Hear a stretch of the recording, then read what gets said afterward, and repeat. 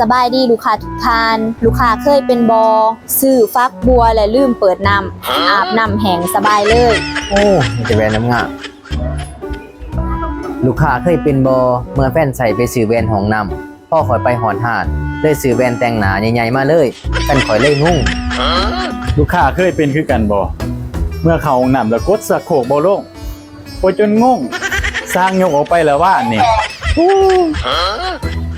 ลูกค้าเคยเป็นบอเมื่อตั้งใจสีไปซื้อใช้สีช่ำลาแล้ว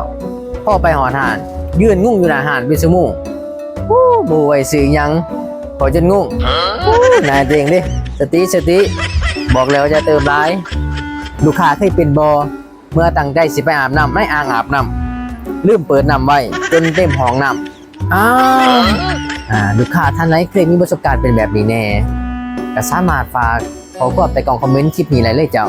ถ้าว่าลูกค้าท่านไหนสนใจแผนกสู้ฟันของพวกเขาเนาะก็สามารถเข้ามือสินค้าตัวจริงได้สถานที่ตั้งอยู่บ้านพนสวรรค์นครปักเสแข่งจำปาสักตรงกันข้ามกับแฟนชิปมอที่สาขา3ขอขอบใจพบกันใหม่คลิปหน้าบ๊ายบาย